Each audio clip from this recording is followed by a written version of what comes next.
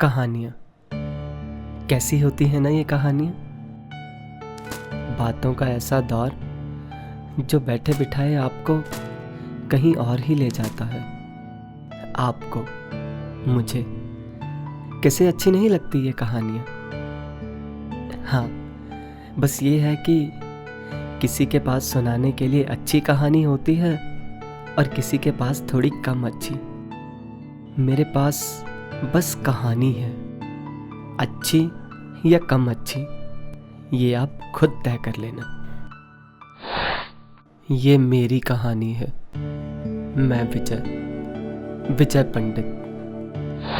इस कहानी को आप लोगों के बीच लाने की एक ही वजह है।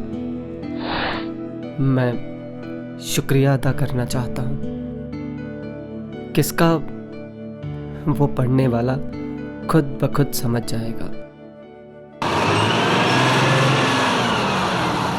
महीनों पहले जब मैं एक रोज बस से उतरा तो एकाएक जेब में हाथ डालते ही मैं चौंक सा गया। घबराया सा, परेशान सा इधर उधर देखने लगा। दरअसल मेरी जेब कट चुकी थी।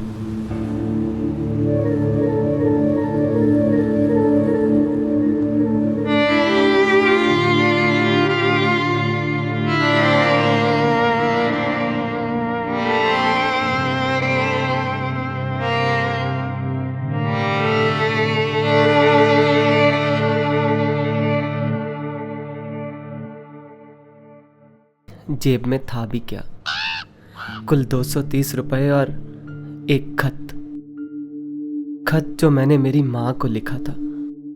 माँ, मेरी नौकरी छूट गई है। कई दिनों से दूसरी नौकरी तलाश रहा हूँ। मुझे माफ कर दे माँ, इस बार तेरे 2000 रुपए नहीं भेज पाऊंगा।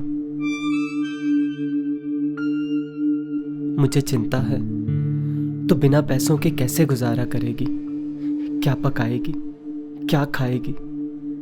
मुझे माफ कर दे माँ, मैं तेरा बेटा कहलाने लायक नहीं।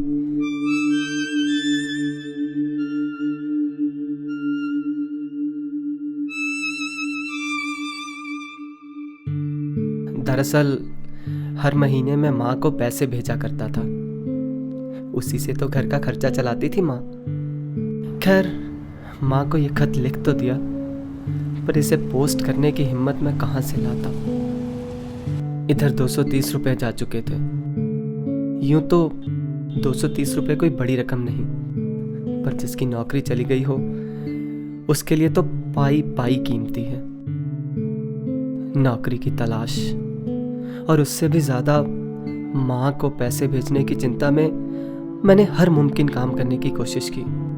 कुछ भी काम चलेगा साहब, मुझे बस पैसे चाहिए। जैसे तैसे जुगाड़ करके मैंने 1000 रुपए जमा कर लिए, पर इतने काफी नहीं थे। इधर पैसों के इंतजाम की उधेड़-बुन में कुछ दिन गुजरे तो माँ का खत मिला। खत मिलते ही मेरा गला भर आया। यकीनन माँ ने पैसे भेजने का लिखा होगा। ना उस खत को पोस्ट करने की हिम्मत थी मुझ में, ना ही इस खत को पढ़ पाने की। मेज के एक कोने पर यूं ही इस खत को रखकर मैं हर रोज की तरह नौकरी ढूंढने निकल पड़ा। हर सुबह जाते वक्त, शाम को वापस आते वक्त मुझे माँ का खत नजर आता। दिन भर भी खत में कुछ और लिखे होने की ख्वाहिश में मैं अक्सर अपने मन को फुसला लेता। बेसब्री बढ़ी तो तीसरे दिन खत खोल ही लिया। खत पढ़कर मैं हैरान रह गया।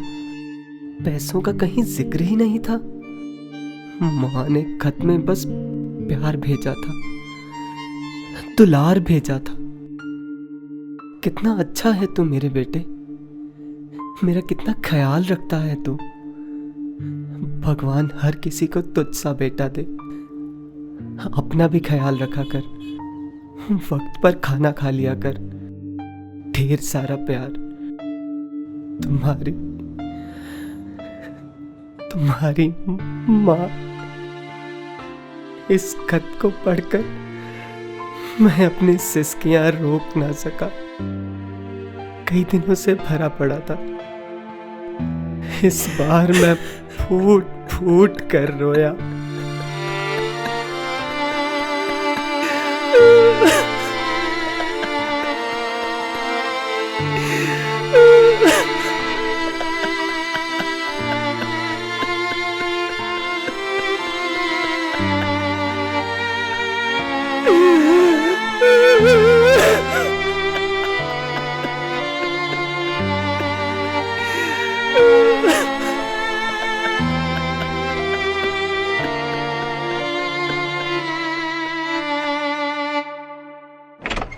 इस किस्से को 2 ही दिन बीते तो एक और खत मिला, पर इस बार ये खत माँ का नहीं था।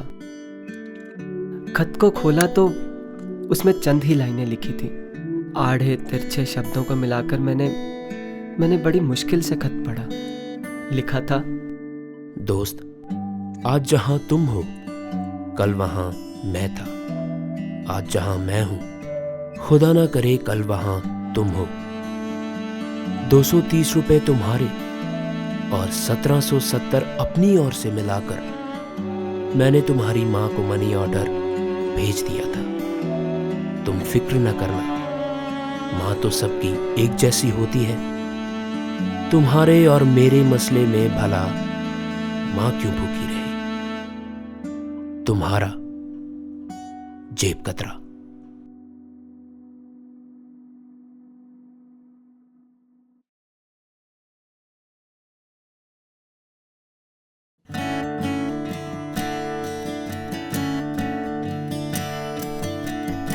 कौन हूं मैं और कहां से आया हूं, क्यों तकलीफें और मुसीबत साथ में अपने लाया हूं। मेरी हरकत में न बरकत सब मुझे ये कहते हैं। मेरे कर्मों की वजह से दुख सभी ही सहते हैं। माना के बेईमान हूं मैं, बड़ा बुरा इंसान हूं मैं।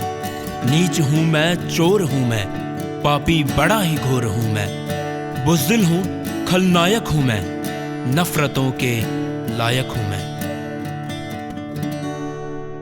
फिर भी मुझे एहसास है एक सुकून सा मेरे पास है।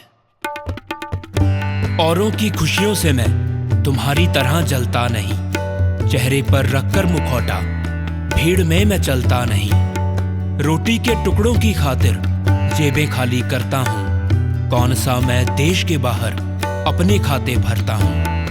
आगे बढ़ने के लालच में राह औरों की काटता नहीं। पहन के जामा सफेद सा इस देश को मैं बांटता नहीं। फूट डालकर औरों में जलता मेरा चूल्हा नहीं। चंद धर्मों की खातिर इंसान को मैं भूला नहीं। मेरे रब से मेरी यारी है, जीता मैं उसके डर में नहीं। मंदिर में जाके करोगे क्या, माँ बाप को रखते घर में नहीं। चोर हूँ, बीमार नहीं, जानवरों की तरह सोचता नहीं। वहशीपन में, पागलपन में जिस्मों को मैं नोचता नहीं। मुझे बतला दो ऐ दुनिया वालों, इस दुनिया को किससे खतरा नहीं। जेबों का हूं मैं साहब, जज्बातों का जेब कतरा नहीं।